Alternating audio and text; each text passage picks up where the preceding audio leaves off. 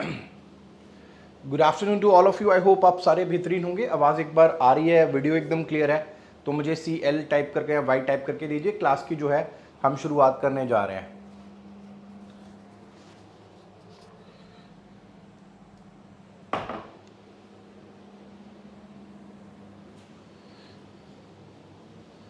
चलिए, I think सभी मुझे एकदम परफेक्टली सुन पा रहे होंगे। देखिए, सबसे ज़रूरी इंपॉर्टेंट बात यह है कि मैं उम्मीद करता हूँ सुबह 8 बजे का आपने एडिटोरियल सेशन लगाया होगा। 11 बजे मैंने 50 क्वेश्चन का मॉक करवाया था। आप उसको मिस मत करिएगा एक भी दिन। अगर आप आगे IBPS SO का एग्ज़ाम देने जा रहे हैं या IBPS PO मेंस का एग्ज़ाम देने जा रहे हैं, आप तीनों ही सेशंस मिस करना अफोर्ड नहीं कर सकते हैं जब तक आपका एग्ज़ाम नहीं हो जाए। मेरी कोशिश है कि ऑलमोस्ट हर वो चीज़ जो मुझे लगता है कि एग्ज़ाम के लिए ज़रूरी है वो मैं उन सारे सेशंस में आप जिस दिन तक एग्ज़ाम में बैठोगे तब तक रिवाइज करवा दूंगा। क्लियर है? तो भैया, अगर सेशन नहीं लगाया हो 11 बजे वाला, सेशन ज़रूर लगा लेना। और 8 बजे एडिटोरियल ना लगाया तो वो भी लगा लेना, क्योंकि आज वहां पर मैंने डिफरेंट पैटर्न बेस्ड क्वेश्चन करवाए थे, MCQs, जहां पर डबल ऑप्शंस B और C, AB, AC इस तरीके के आंसर्स हमें देखने के लिए मिलते हैं। तो उसके लिए भी कुछ बच्चों को दिक्कत आई थी उसमें, तो वो इशू आपको एग्जामिनेशन में ना आए तो वो आप एक बार पहले से देख लीजिएगा। कल हमने जो है हमारा प्रैक्टिस सेशन लगाया था, तो 30 क्वेश्चंस हमने किए थे। ठीक है, उसी का बचा हुआ हिस्सा पूरा करेंगे आज। ठीक है, 50 क्वेश्चन करेंगे और साथ में एक सेंटेंस रीअरेंजमेंट करेंगे। क्लियर है? ये हमारा आज का एजेंडा है। तो भैया, जितना प्रैक्टिस हो जाए उतना आपके लिए बेटर है। अभी यही टाइम रह गया है और नया सीखने वाला समय, मतलब नई थियरी पढ़ने वाला समय तो नहीं है अभी। क्लियर है? चलिए शुरुआत करते हैं। सबसे पहले आपके लिए क्लोज टेस्ट लेकर आया हूं एक। 30th हमने किया था, 31 से 35 आज कर रहे हैं। जरा पढ़िएगा एक बार इसको और फिर देखते हैं कि क्या पॉसिबल आंसर्स हो सकते हैं।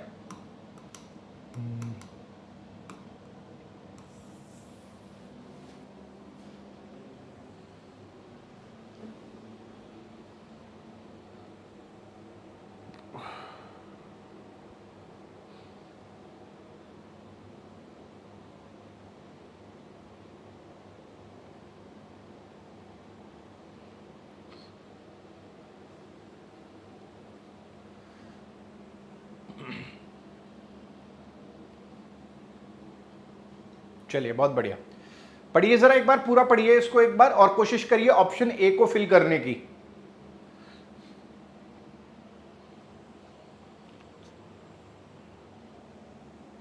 चलिए देखते हैं। देखिए, इतना आप समझ गए होंगे, रैंसमवेयर्स के बारे में बात हो रही है। Ransomwares have emerged as the most dash of malicious cyber attacks. Here the dash demand hefty payments for the release of withheld data. There are other malwares that could dash all kinds of computer system. इतना पढ़कर हमें यह पता है कि कुछ malware attack की बात हो रही है, कुछ साइबर सिक्योरिटी की बात हो रही है। अब अगर हम यहां पर देखें, देखो क्या कहा जा रहा है, ransomwares have emerged as the most dash of malicious cyber attacks. अब रैंसमवेयर को कुछ बताया जा रहा है। ऑप्टिमल हम यूज करते हैं तब जब कोई अपनी सबसे बढ़िया एफिशिएंसी पे काम कर रहा होता है। ऑप्टिमल का मतलब होता है एफिशिएंट। तो भैया, रैंसमवेयर नेगेटिव चीज है तो एफिशिएंट कैसे हो सकती है? ये गलत है। वॉरहेड का मतलब क्या होता है? वॉरहेड का मतलब होता है, आप देखते होंगे मिसाइल्स वगैरह पर जो आगे लगा हुआ होता है, जो अटैक करता है उसको कहते हैं। इसका कोई लॉजिक नहीं है। मैन्यूवर्ड का मतलब होता है मूव करना, मूवमेंट करना। तो यहां पर आप देखोगे मूव और मूवमेंट का भी कोई मतलब नहीं है। अगर हम किसी चीज को डेजिग्नेट करते हैं, अगर हम किसी चीज को क्या कर रहे हैं, डेजिग्नेट कर रहे हैं, तो हम क्या कर रहे हैं, उसको किसी पर्टिकुलर पोजीशन पर अलाइन कर रहे हैं। आप में से बहुत बच्चों ने डेजिग्नेटेड भी दिया है आंसर। आंसर इसका डेजिग्नेटेड भी नहीं है, आंसर है इसका प्रीडोमिनेंट। प्रीडोमिनेंट का मतलब होता है ऐसी कोई चीज जो बहुत नोटिसेबल हो, हाईली इंपॉर्टेंट हो, उसके लिए यूज करते हैं। तो जो रैंसमवेयर है वो अभी तक क्या है, सबसे ज्यादा नोटिसेबल, सबसे ज्यादा सिग्निफिकेंट जो है मैलिशियस साइबर अटैक्स है। तो यहां पर जो आपका आंसर आएगा वो प्रीडोमिनेंट आएगा, डेजिग्नेटेड वॉरहेड कुछ भी नहीं आने वाला। क्लियर है? चलिए दूसरे क्वेश्चन पर जाते हैं, जरा पढ़िएगा और आंसर करिएगा। 30 सेकेंड्स दे रहा हूं, बहुत है आपको।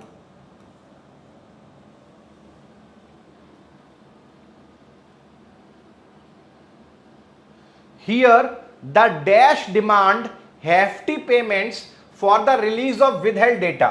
यहां पर कहा जा रहा है ये जो रैंसमवेयर अटैक होता है इसमें डैश डिमांड करते हैं, बड़े बड़े पेमेंट्स डिमांड करते हैं कि भैया जब पेमेंट करोगे तभी हम तुम्हारे डेटा को रिलीज करेंगे।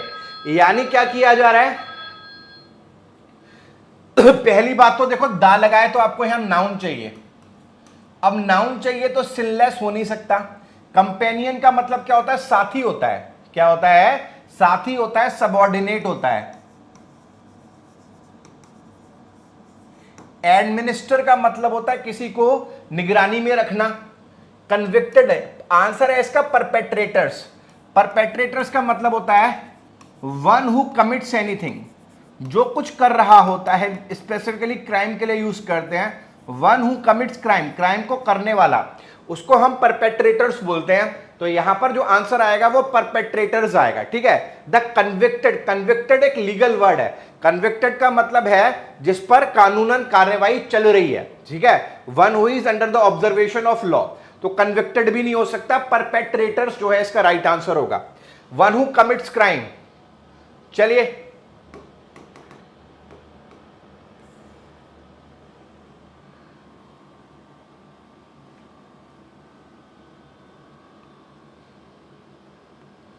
ये सबसे आसान है। इसमें there are other malwares that could dash all kind of computer system.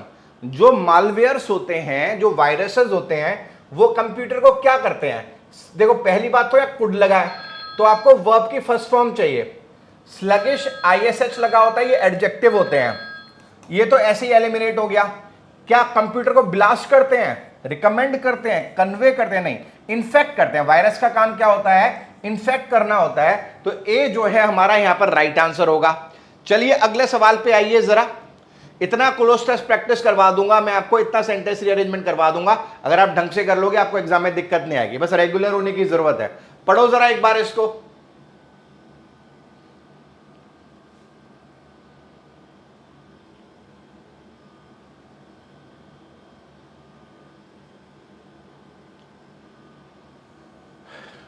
Editorial के चीते हो, एडिटोरियल लगाते हो तो यार हलवा क्वेश्चन है ये वाला। यहां पर कहा जा रहा है with the lines between the physical and digital real. अब फिजिकल और डिजिटल जो रियलिटी है उसकी लाइंस कम हो गई है, मतलब आपस में उनमें डिफरेंस कम हो गया है, ब्लर हो गई हैं। हर critical infrastructure from transportation, power and banking systems would become, ये सारे जो इंफ्रास्ट्रक्चर हैं ये बहुत ज्यादा डैश हो जाएंगे to the assault from hostile state and non state actors. यानी वो लोग जो इनके ऊपर अटैक करते हैं उनके लिए क्या हो जाएंगे? हम क्लास में कितनी बार करते हैं पर प्रिजर्विंग। प्रिजर्विंग का मतलब होता है किसी को प्रिजर्व करना, कोई लॉजिक नहीं है। डिफेंड का कोई लॉजिक नहीं है। विजिलेंट का मतलब होता है जब हम किसी पर नजर रख रहे होते हैं, कोई लॉजिक नहीं है। एंडोर्सिंग का मतलब होता है प्रमोट करना, कोई लॉजिक नहीं है। सुबह वल्नरेबल शब्द हमने अनगिनत बात किया है। वल्नरेबल का मतलब होता है असुरक्षित, तो भैया ये असुरक्षित जो है हो जाएंगे, वल्नरेबल हो जाएंगे। क्लियर है? चलिए अगला देखते हैं, next word.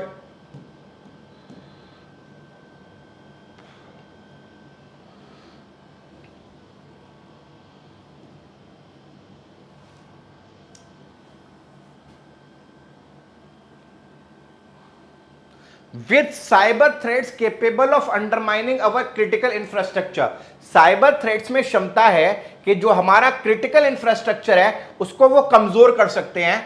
And security dash अब देखो ए लगा हुआ है, a cyber security policy is the need of the hour, मतलब जरूरत है एक साइबर सिक्योरिटी पॉलिसी लाने की।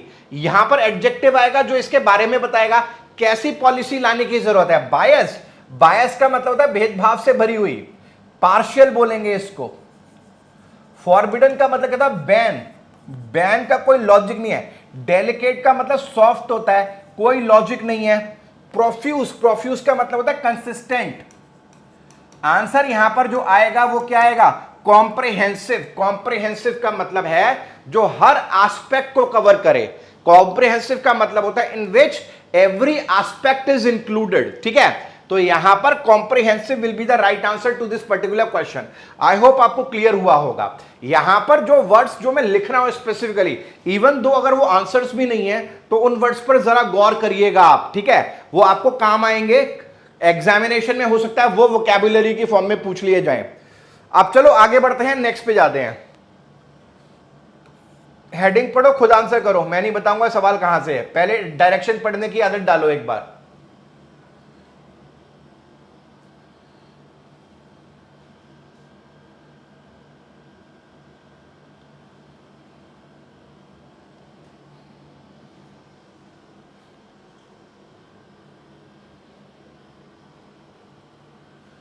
आपको पता चल गया होगा कि ये जो क्वेश्चन है ये वर्ड रिप्लेसमेंट का है।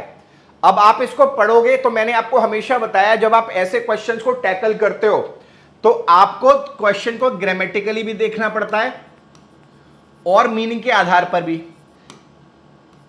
जनरली ये क्वेश्चन 10 से 15 सेकंड में सॉल्व हो जाते हैं, कोई ना कोई एक पकड़ में आ ही जाता है। जैसे जब मैं अगर इसको पढ़ता तो मैं सम विमेन हैव देखता, मुझे पता है हैव के बाद मुझे थर्ड फॉर्म की जरूरत पड़ेगी।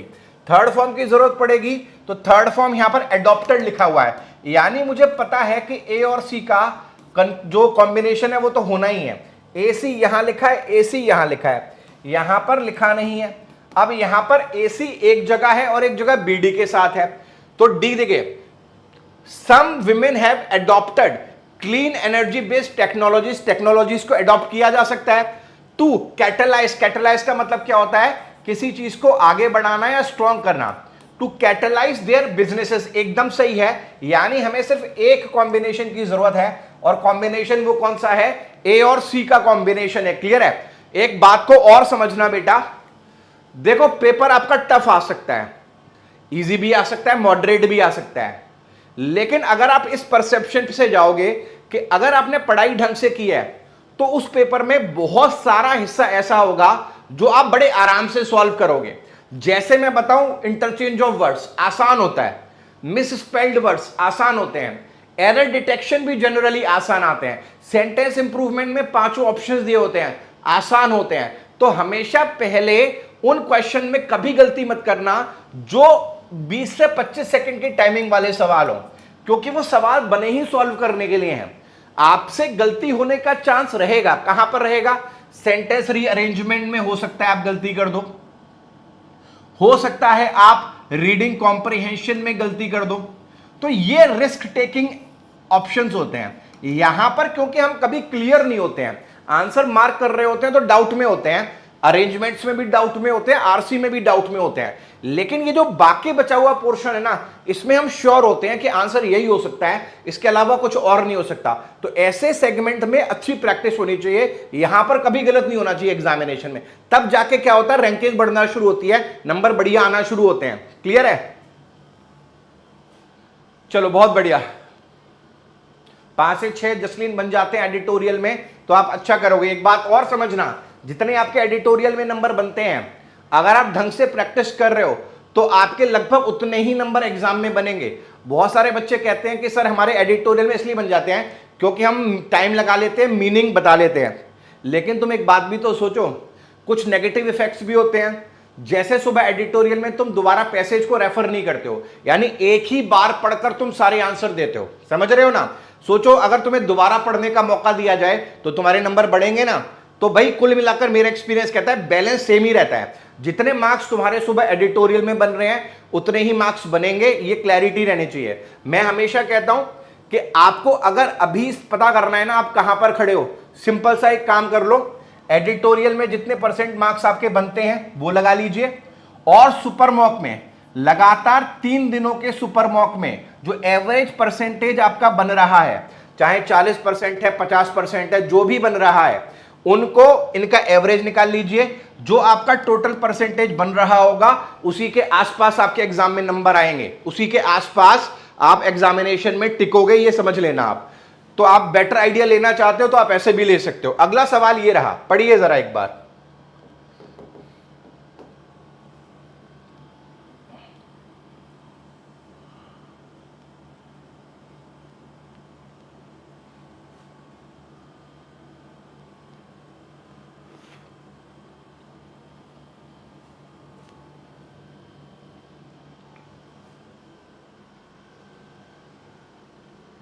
बिल्कुल बिल्कुल, अभी मैं आईबीपीएस पीओ मेंस के लिए स्पेशल सेशन भी लेकर आऊंगा।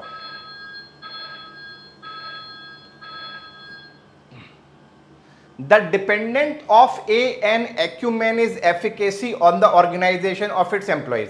यहां पे हमें कुछ समझ में नहीं आ रहा, लेकिन एक हिंट है यहां पे, देखो क्या है। पहला हिंट क्या है, यहां पे हमें नाउन चाहिए, दा लगा है। दूसरा हिंट क्या है, यहां पर देखो क्या लिखा है, ऑफ इट्स एम्प्लॉइज लिखा है। एम्प्लॉइज का क्या हो सकता है, एम्प्लॉइज का ऑर्गेनाइजेशन नहीं, एम्प्लॉइज का एफिशिएंसी हो सकता है, एम्प्लॉइज का एक्यूमेन हो सकता है। एक्यूमेन का मतलब आईक्यू हो गया एक तरीके से, ठीक है। अब यहां पर एक्यूमेन या एफिकेसी में से एक आएगा। अब देखो, the dependent of an acumen efficacy on the organise, अगर मैं यहां द के बाद ऑर्गेनाइजेशन लगाऊं तो गलत है। यहां पर मैं लिखूंगा द एफिकेसी, एफिकेसी का मतलब है efficiency, the efficiency of an organization is dependent on the acumen of its employees। कहा जा रहा है किसी भी संस्था की क्या एफिशिएंसी डिपेंड करती है किस पर, एक्यूमेन पर, यानी आईक्यू पर उनके एम्प्लॉइज की। ये जो है इसका राइट कॉम्बिनेशन बनेगा। यानी हमें क्या करना है, यहां पर ए और सी देखना है और बी और डी देखना है। ये जो है आपका राइट आंसर है। क्लियर है, ए सी। ये डिफिकल्ट है, ये लग रहा है इजी है, लेकिन ये ट्रिकी है क्वेश्चन, ठीक है। चलो अगला सवाल देखो,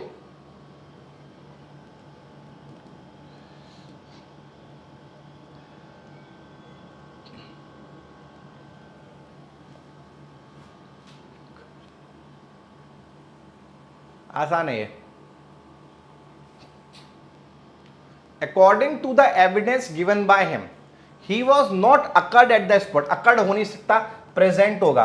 ही was not present at the spot, तो बी और डी का कॉम्बिनेशन तो हमें क्लियर दिख रहा है। बी और डी बेचारा अकेला ही लिखा हुआ है, अकेला लिखा हुआ है तो आगे देखने की जरूरत नहीं है। ए आपका राइट आंसर है, 10 सेकंड में सॉल्व हो जाना चाहिए। उससे ज्यादा लगा रहे हो तो इसका मतलब आप टाइम टेकिंग, आप समय लगा रहे हो क्वेश्चन में।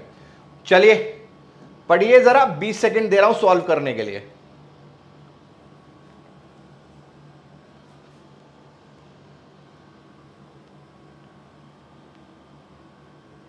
दस सेकंड में कायदे से सॉल्व होने वाला सवाल है ये। यहां पर हमें क्लियरली लिखा हुआ है, टू लगा हुआ है, तो यहां पर हमें वर्ब की फर्स्ट फॉर्म चाहिए। वर्ब की फर्स्ट फॉर्म रिमेंबर है, तो यहां पर बी और सी रिप्लेस होगा। बी और सी हमें सिर्फ यहां दिखाई दे रहा है, ये हमारा राइट आंसर है। 10 सेकेंड्स में आई थिंक सॉल्व होना चाहिए।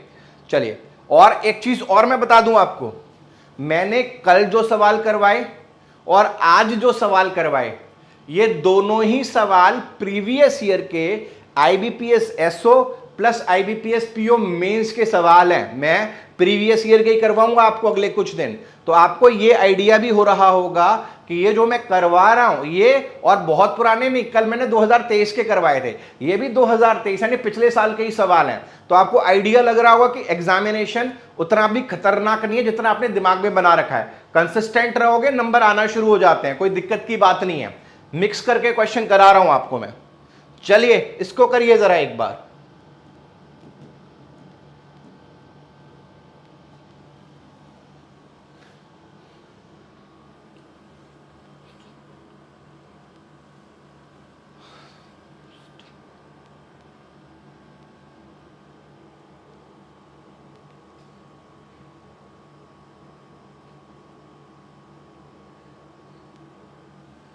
देखो यहां पर भी ये थोड़ा सा सिंपल सा है, लेकिन ट्रिकी है ये थोड़ा सा। वॉट इश्यू, अब देखो वॉट के बाद हमें वर्ब चाहिए होता है, और वॉट सिंगुलर है तो यहां पर वर्ब है मैटर्स, तो यहां पर मैटर्स आना चाहिए। वॉट मैटर्स टू द, अब ध्यान से सुनना, अगर मैटर्स यहां आएगा तो यहां पर इश्यू आ जाएगा। अब यहां पर देखो दा लगा हुआ है, to the most man, common is गलत हो जाएगा। अगर हम यहां कॉमन लिख दें, what is matters most to the common man, एक आम आदमी को सबसे ज्यादा मैटर क्या करता है, सबसे ज्यादा मतलब यहां मोस्ट, तो सी यहां जाएगा, बी यहां जाएगा, बी और सी, ए और डी का कॉम्बिनेशन बनेगा। ये आपका पहला ऑप्शन जो है राइट आंसर है। ठीक है, पहला ऑप्शन जो है आपका राइट आंसर है, इसको आप टैकल कर सकते हो।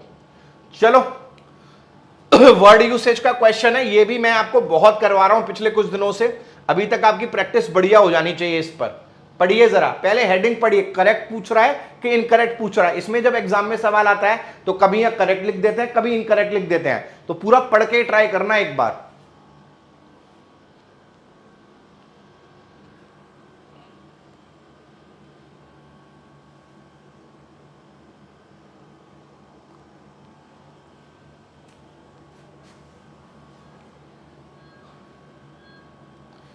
He has been, वर्ड है यहां पर लिबर्टी। लिबर्टी का मतलब क्या होता है? लिबर्टी का मतलब होता है एक तरीके से freedom. The meaning of liberty is freedom. He has been given the liberty, freedom to take his all decision. सही है, उसे फ्रीडम मिला है कि वो अपने सारे डिसीजन ले सके। Patients with mental illness need help, not loss of liberty. जो पेशेंट्स मेंटल इलनेस के होते हैं उन्हें मदद की जरूरत होती है, ना कि उनकी आजादी छीन लो तुम। ये भी सही है एकदम। It takes many years for a plant to grow, liberty to provide. इसका कोई भी लॉजिक नहीं है, हमें पता है ए और बी जो है वो इसका राइट आंसर है। ए और B both, only A and B जो है इसका राइट आंसर है। दोनों ही सही है, दोनों ही क्या है, एकदम सही है। आप एक चीज मुझे नहीं पता महसूस करते हैं या नहीं करते हैं कि अगर आप वर्ड यूसेज में अच्छा करते हैं तो इस वर्ड यूसेज में अच्छा करने के पीछे आपका रीडिंग कॉम्प्रिहेंशन बहुत जिम्मेदार है, जो पिछले कुछ समय में आपने द हिंदू एडिटोरियल से इंप्रूव किया होगा। क्योंकि द हिंदू एडिटोरियल में हम पूरे समय 1 घंटे यही काम करते हैं, हम कॉन्टेक्स्ट देखते हैं कि क्या कहा जा रहा है और इसका मतलब क्या निकल कर आ रहा है। क्लियर है? वर्ड है लिबर्टी। अगला वर्ड देखिए, वर्ड है फ्यूटाइल। ये भी एडिटोरियल में आपको न जाने कितनी बार करवाया हुआ है।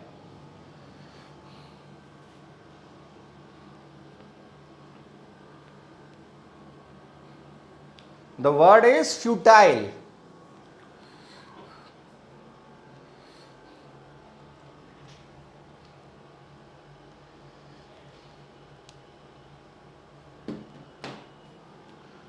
फ्यूटाइल का जो मतलब होता है, फ्यूटाइल का मतलब होता है यूजलेस। अगर मेरे लिए कोई चीज फ्यूटाइल है तो इसका मतलब है वो यूजलेस है। ठीक है, क्या है? यूजलेस है। आप देखो, यूजलेस है तो क्या ये एडजेक्टिव है? हाँ है ना, LESS लगा होता है तो एडजेक्टिव होते हैं ना। My friend and I futile startup, कोई लॉजिक नहीं है। Persistent hard work never turns out futile. अगर आप लगातार कड़ी मेहनत करते हैं तो कभी वो यूजलेस साबित नहीं होती, हमेशा परिणाम देती है। सही है। It is futile to ask for permission to go at a dare. कह रहा कि परमिशन मांगने का कोई भी मतलब नहीं है, फ्यूटाइल है परमिशन मांगना। ये भी एकदम सही है।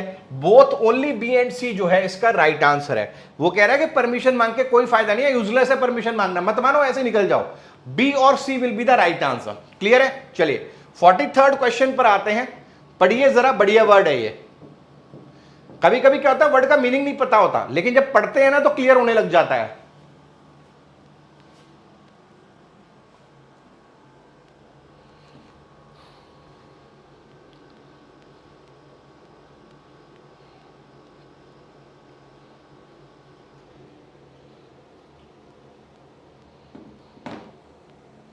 चलिए, आपके लिए ये वर्ड नया नहीं होना चाहिए, इससे मिलती जुलती शक्ल का वर्ड आपने जरूर देखा है, और देखा है सुबह एडिटोरियल में, जरूर देखा होगा। जब मैं लिखूंगा तो आपको याद आ जाएगा। इंपीड, हिंडर, ऑब्स्ट्रक्ट, ये सब आपने पढ़े हुए हैं। ये सारे वर्ब फॉर्म्स हैं। इसी वर्ब का नाउन है इंपेडिमेंट। इंपेडिमेंट का मतलब होता है रुकावट। अगर कोई चीज क्या बन रही है, रुकावट बन रही है, तो उसको इंपेडिमेंट कहते हैं। पढ़ते हैं, electronic vehicle charger is still an impediment for buyers to adopt electric vehicles. यानी जो इलेक्ट्रॉनिक व्हीकल चार्जर है वो एक हिंड्रेंस है। मतलब वो जो बायर जो नई गाड़ी खरीदते हैं इलेक्ट्रिक व्हीकल चलाने के, अब नॉर्मल व्हीकल लोगे तो चार्जर वार्जर होता नहीं है, अब चार्जर लेके कहां घूमोगे, कहां चार्ज करोगे, यही कहा जा रहा है। Most of us eat wheat and rice as impediment foods. इसका कोई भी लॉजिक नहीं है। The tectonic plates continuously impediment push and grate against each other. ठीक है, इसका भी कोई लॉजिक नहीं है। देखो पहली बात तो क्या है, यहां पर आप देखोगे द टेक्टोनिक प्लेट्स नाउन है, यहां पर हमें वर्ब की जरूरत है। देखो पुश वर्ब है, ग्रेट वर्ब है, तो ये तो एमईएनटी लगा हुआ है, नाउन हो ही नहीं सकता, सॉरी वर्ब हो ही नहीं सकता, तो ये यहां पर गलत हो गया। ओनली ए जो है इसका राइट आंसर है और कोई राइट आंसर नहीं हो सकता। थ्वाट रुकावट, बिल्कुल। चलिए अगला सवाल पढ़िए। ये शब्द भी ना जाने कितनी बार मैं क्लास में करवा चुका हूं एडिटोरियल में सुबह, पढ़िए जरा।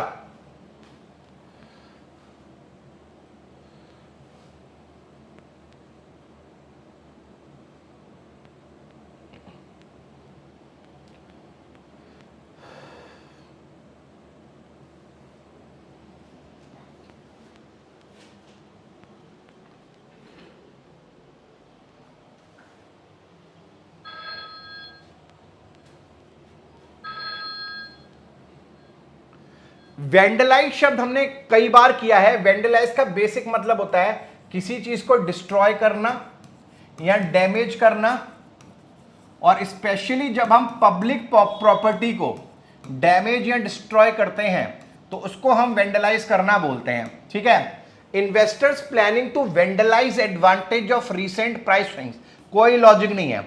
Union budget is aimed at vandalising loan sanctions, कोई लॉजिक नहीं है। Angry customers had vandalised the store before leaving, इसका लॉजिक है कि जो एंग्री कस्टमर्स हैं उन्होंने तोड़फोड़ कर दी है स्टोर में जाने से पहले, तो ओनली सी जो है इसका राइट आंसर हो सकता है, बाकी कोई भी राइट आंसर नहीं होगा। क्लियर है, इन वर्ड्स पर बहुत ज्यादा जोर देने की जरूरत है, याद रखेंगे, भूलेंगे नहीं। अगला वर्ड देखिए, डिसएम्पावर, मतलब समझ में आ जाएगा वर्ड से ही आपको, पढ़िए जरा, आंसर करिए।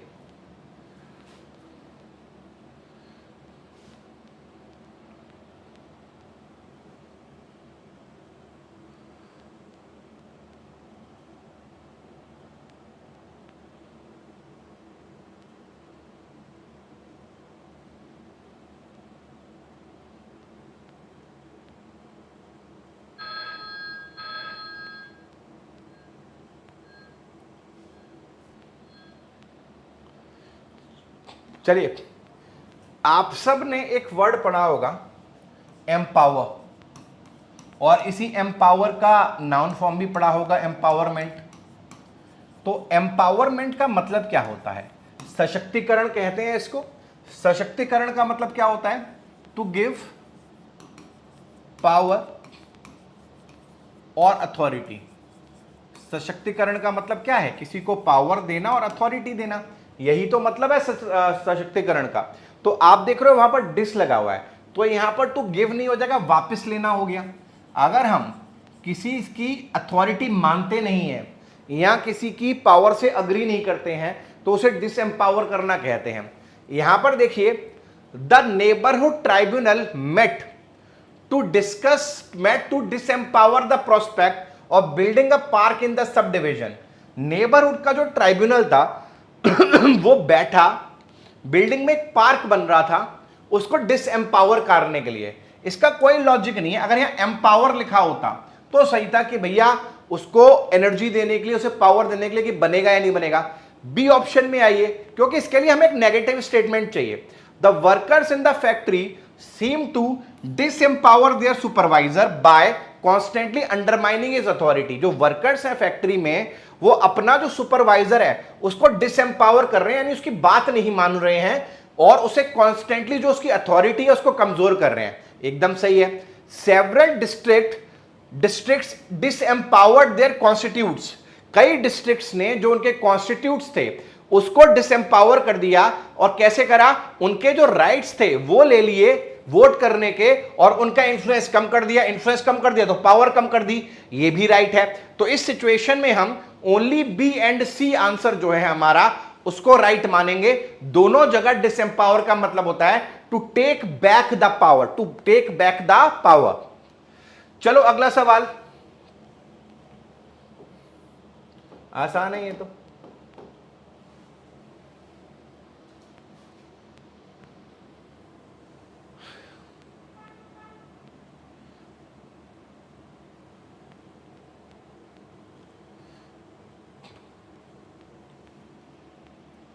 बताइए जरा आंसर क्या होगा। बस पढ़ते रहो बेटा, कोई सवाल मत करो खुद से, कुछ जवाब मत करो, ना ज्यादा सोचो, ना ज्यादा नेगेटिव थॉट लेके आओ, सिर्फ जितना संभव है वो कर लो। एग्जाम के बाद सोचना कि क्या हुआ कैसे हुआ, उससे पहले जितना टाइम सोचने में लगा रहे हो ना उतना करने में लगाओगे ना, बहुत फर्क मिलेगा। मैंने अपनी लाइफ में ऐसे ऐसे बच्चे देखे हैं जो आखिरी के 10-10 दिन में तैयारी करके एग्जाम क्रैक करके आते हैं। ठीक है, तो करने को सब कुछ हो सकता है, लेकिन वो अंदर जज्बा होना चाहिए करने का। यहां पर मैंने आपको क्लास में कई बार बताया, और देखो बहुत सारे बच्चे यहां दैट आंसर दे रहे हैं, और अगर वो दैट आंसर दे रहे हैं तो मेरा पेड क्लास का ही कॉन्सेप्ट आप भूल रहे हो। इनफैक्ट आपके ही बैच में लगभग ज्यादा दिन पहले नहीं, 4-5 दिन पहले ही करवाया है। मैंने आपको सिखाया था कि जब हम कहते हैं कि कोई डाउट में है या डाउट में नहीं है, तो आप देखेंगे यहां पर I don't know that he will like surprise और not, I don't know that he will like surprise. अब यहां है I know that he will like surprise और not, I know whether he will like surprise और not, I know that he is surprise, I know either he will like surprise और not. अब देखो problem क्या है यहां पर, बहुत ध्यान से सुनना, बहुत बढ़िया सवाल है ये। जब हम कहते हैं आई डू नॉट नो, तो मैंने आपको सिखाया है आई डू नॉट नो वाली सिचुएशन क्या होती है, डाउट वाली सिचुएशन होती है, और डाउट वाली सिचुएशन के लिए हम वेदर लगाते हैं। तो अब जब आप ओरिजिनल क्वेश्चन देखोगे तो यहां तो डू नॉट नो लिखा है, तो यहां तो हम चलो वेदर लगा दें, लेकिन जब आप ऑप्शन में जाओगे तो इन्होंने डू नॉट नो को नो कर रखा है, यानी इन्होंने ये डाउट ही हटा दिया। डाउट इन्होंने हटा दिया तो वेदर कैसे लगाएं, पहली बात।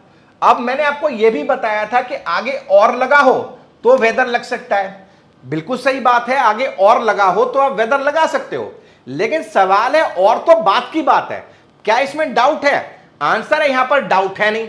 मैंने कहा था जब डाउट ना हो तब आप दैट लगा दीजिए, तो आप क्या कर रहे हो, आप दैट लगा रहे हो।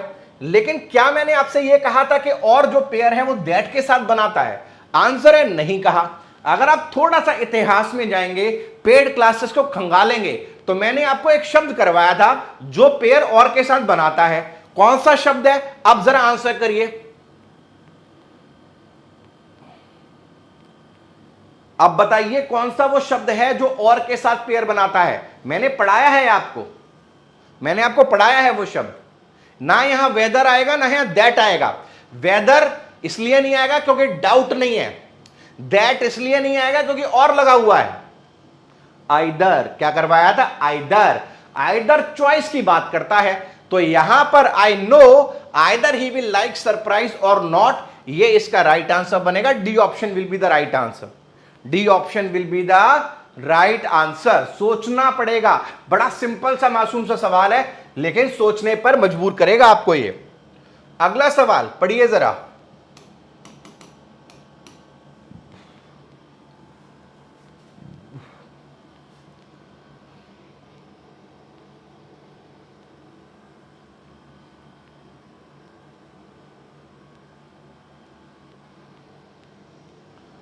ये भी बहुत अच्छा क्वेश्चन है।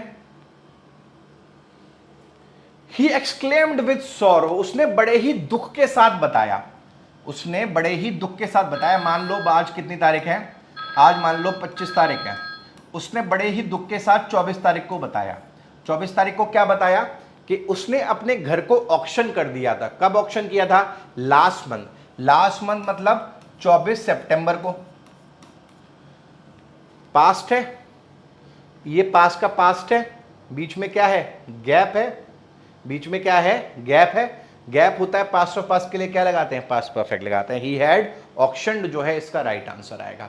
ही exclaimed with sorrow that he had auctioned his house last month. जो बच्चे हैज ऑक्शन्ड बोल रहे थे वो बहुत ही बेसिक चीज भूल गए कि अगर सेंटेंस को पास्ट से शुरू करते हैं तो आगे प्रेजेंट तो आ ही नहीं सकता, तो वो ऑप्शन तो सबसे पहले एलिमिनेट होना चाहिए था। सबसे पहले वो ऑप्शन एलिमिनेट होना चाहिए था। यहां पर ही हैड ऑक्शन आएगा, ठीक है, क्योंकि यहां लास्ट मंथ बता रहा है कि इससे पहले जो है ये हुआ है। क्लियर है? अभी हमने किया था कुछ दिन पहले ये कॉन्सेप्ट किया है। 48वां क्वेश्चन ये रहा।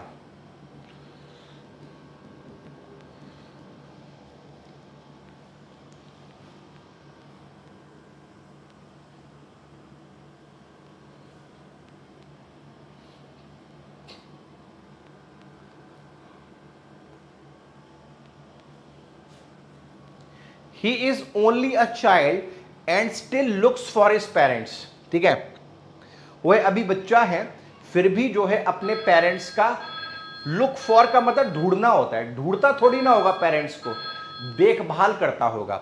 बच्चा है फिर भी पेरेंट्स की देखभाल करता है, देखभाल करने के लिए लुक आफ्टर आता है, तो क्योंकि सब्जेक्ट सिंगुलर है तो लुक्स आफ्टर जो है इसका राइट आंसर होना चाहिए, लुक्स आफ्टर जो है इसका राइट आंसर होना चाहिए, 48 जो है इसका राइट आंसर है। अब देखो मैं एक सवाल पूछना चाहता हूं, कल का पेपर और आज का paper IBPS SO 2023 plus IBPS PO mains 2023 को मिलकर बनाया गया है, ये पेपर बनाया गया है। कल और परसों भी, अभी पूरा नहीं हुआ ये, कल और परसों भी मैं आपको 2023 और 2022 मिक्स करके करवाऊंगा, लेकिन अभी आप ऑलमोस्ट 50वें सवाल पर आने वाले हैं।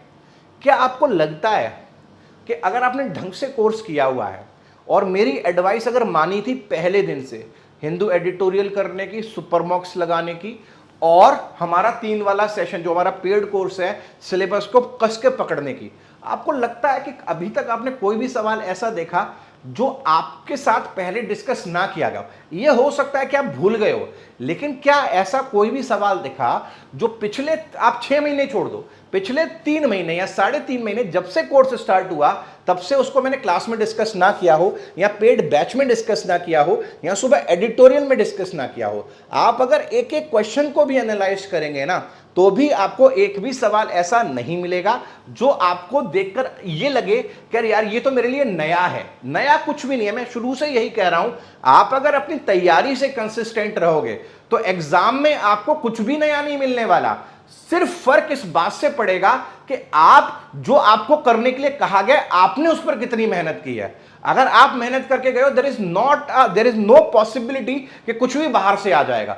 चाहे आप कोई भी दुनिया का एग्जाम दिया, इवन RBI ग्रेड बी में भी ग्रामर का सेक्शन दिया होगे ना, या कोई और सेक्शन दिया होगे जो ऑब्जेक्टिव का है, तो आपको कुछ बाहर का नहीं मिलेगा। सब डुएबल है, सब डुएबल है। सारा खेल है कि हम एग्जाम से पहले कितना खुद को तैयार करके जा रहे हैं। बस अभी आप सभी लोगों से गुजारिश है, इस बैच में लगभग 5000 बच्चे हैं, लगभग 5000 स्टूडेंट्स हैं, ज्यादातर रिकॉर्डेड देखते होंगे मेरे हिसाब से, और मुझे पता है कि बहुत सारे बच्चे ऐसे हैं जिनमें बहुत बढ़िया कैलिबर है, क्योंकि YouTube पे जब वो लाइव चैट में आते हैं तो उनके नाम मेरे को याद हो गए हैं, और मुझे लगता है कि ये एग्जाम निकालेंगे अगर इनके बाकी सब्जेक्ट्स भी ऐसे ही हैं। तो आप सभी लोगों से गुजारिश है कि जो बचा हुआ समय है ना, इसमें बेवकूफी मत करना, इसको वेस्ट मत करना। इसको अगर आपको लग रहा है ना अभी भी तैयार नहीं हो, तब भी पूरा दम लगाना अपने एग्जाम के लिए, तब जाके जो है आपको बढ़िया लगेगा, कॉन्फिडेंस बिल्डअप होगा आपका। चलो पढ़िए जरा, इस सवाल को करिए एक बार।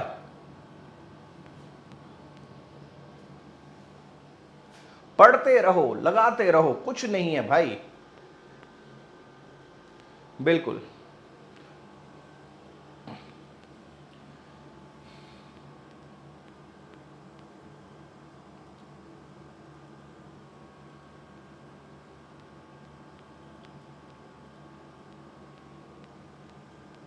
अब देखो ये भी बहुत सिंपल क्वेश्चन है, यहां पर meditation is the best way लिखा हुआ है, ठीक है, या दा को भी मार्क किया हुआ है, ठीक है, दा भी मार्क दे, इस दा को भी मार्क में लेना, ठीक है। यहां पर आप देखो देन दिखाई दे रहा है, देन दिखाई दे रहा है, नहीं कंपैरेटिव डिग्री, कंपैरेटिव डिग्री कहां है, यहां पर है और यहां पर है, तो ये तो आप उड़ा ही दोगे, ठीक है। अब यहां पर फॉर के बाद तो ING आता है, ये गलत हो गया। Is a better way to get जो है इसका राइट आंसर है, meditation is a better way to get rid of depression than medication. Clear है? चलिए 50वां सवाल पढ़िए जरा एक बार, आंसर करिएगा।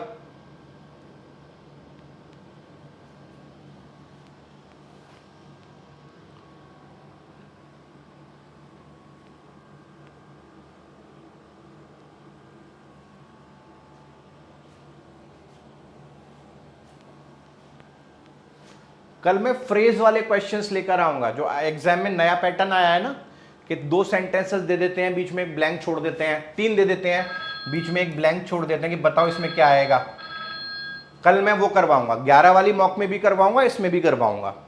One of the ways to beat dehydration is to drink. अब देखो वन ऑफ द वेज है तो वन सब्जेक्ट है, क्योंकि ऑफ के बाद तो सब्जेक्ट आएगा नहीं, तो इस तो सही लिखा हुआ है, तो is to drink before, or to drink, is to, to के बाद आईएनजी नहीं आता, आर गलत, इसके बाद आईएनजी नहीं। देखो क्या है, one of the ways to beat dehydration is drinking before, नहीं, is to drink before you get thirsty. No replacement required जो है आपका इसका राइट आंसर रहने वाला है, no replacement required. Is drinking before you get thirsty नहीं है। अगर आप यहां पर लिखो, अगर आप यहां पर ड्रिंकिंग यूज कर रहे हो ना, अगर आप यहां पर लिख रहे हो ना इज ड्रिंकिंग बिफोर, तो ये गलत है। पता है क्यों? अगर यहां पर ड्रिंकिंग होता ना तो कैसे लिखा जाता, one of the best ways to beat dehydration is drinking before you, यहां पर मुझे गेटिंग लिखना पड़ता, ड्रिंकिंग बिफोर गेटिंग थर्स्टी, ऐसे लिखना पड़ता, ड्रिंकिंग बिफोर गेटिंग थर्स्टी। क्यों? क्योंकि बिफोर कंजंक्शन है, मुझे पैरेललिज्म बनाना पड़ता, यहां पर भी आईएनजी चाहिए होता, यहां पर भी। यहां पर आईएनजी है क्या? नहीं है, फर्स्ट फॉर्म है, तो यहां पर आईएनजी कैसे आ जाएगा? ये भी गलत हो। यहां पर जो ओरिजिनल क्वेश्चन लिखा है वही क्वेश्चन आपका राइट आंसर है, ई ऑप्शन राइट आंसर है। ठीक है, तो कंफ्यूज मत हो ना, क्लैरिटी रखना। चलो सेंटेंस रीअरेंजमेंट का ये 50 सवाल तो हो गए, सेंटेंस रीअरेंजमेंट देखेंगे एक बार। हेडिंग को पढ़ो और सॉल्व करो, थोड़ा शायद ट्रिकी लगे, है आसान, बट देखते हैं एक बार, पढ़िए जरा इसको एक बार।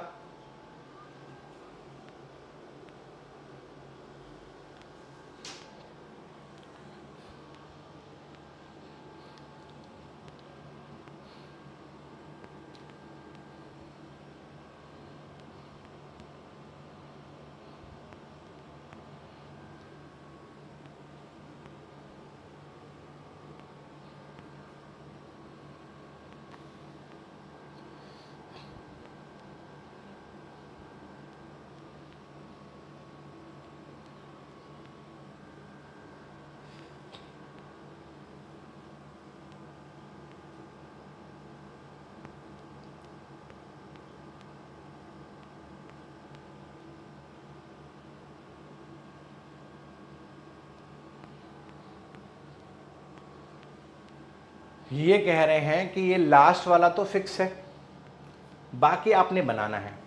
तो अब देखिए, पहले वाले में इट्स लिखा है तो ये पहला नहीं हो सकता, दूसरे वाले में इट लिखा है ये पहला नहीं हो सकता।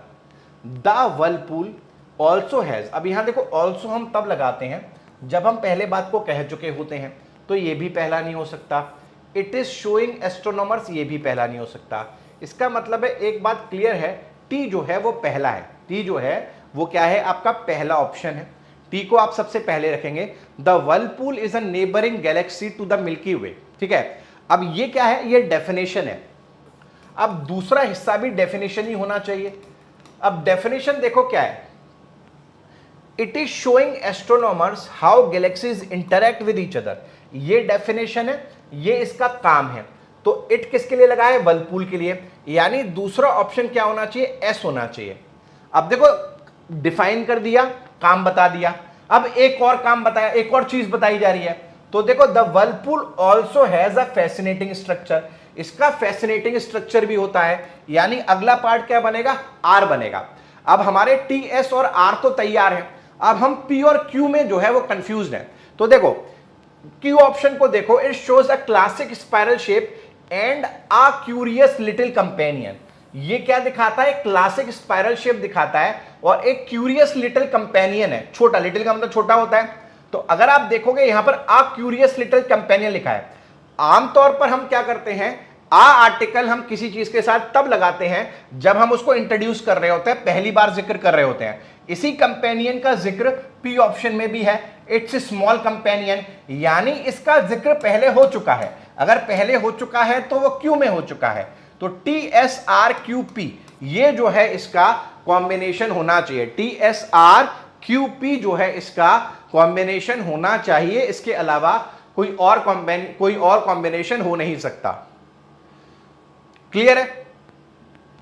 चलिए, आज हमने लगभग पूरा टेस्ट कर लिया और एक सेंटेंस रीअरेंजमेंट भी किया। कल हम दोबारा जो है प्रीवियस, जो हमारा 3 वाला सेशन है वो हमारे PYQs के लिए ही रहने वाला है, प्रीवियस ईयर क्वेश्चंस के लिए रहने वाला है, ताकि हम पैटर्न को समझ पाएं। 11 वाले सेशन में मैं थोड़ा सा इनोवेशन करता हूं, मैं ये गेस करता हूं कि जो सवाल पिछली बार पूछे गए थे उनसे अगर बेटर पेपर आया या थोड़ा उठ के आया, जैसा हर साल आता है, तो वो पेपर कैसा दिखाई देगा। तो ये आप फ्यूचर के एग्जाम के लिए तैयार हो सकते हैं, जो मुझे लगता है आएगा, हर साल आता है, और ये आप इससे पैटर्न समझ सकते हैं कि एग्जामिनेशन में क्या पूछा गया है और अपना कॉन्फिडेंस बिल्डअप कर सकते हैं। लेकिन जरूरी आपके लिए दोनों ही हैं। साथ में अगर आप देखेंगे एडिटोरियल में जो मैं एमसीक्यूज करवा रहा हूं वो भी इसी डायरेक्शन में करवा रहा हूं जो हमारे आईबीपीएस के एग्जामिनेशन में अभी पूछे जाते हैं। तो उसके लिए भी आपको तैयार होने की जरूरत है। वहां पर भी आप एग्जाम में बहुत कंफ्यूज होते हो जब डबल ऑप्शंस आने लग जाते हैं। क्लियर है। मैराथन अगर मुझे लगेगा कि जरूरत है लगाने की तो मैं दिवाली के बाद लगाऊंगा, 3, 4, 5 तारीख को 2-3 मैराथन्स प्लान करूंगा अगर ऐसा होता है तो। बट मेरे हिसाब से जो अभी चल रहा है ना, आप उस पर फोकस करो। ठीक है, चलिए मिलते हैं आपसे कल। ध्यान रखिएगा अपना। Thank you very much.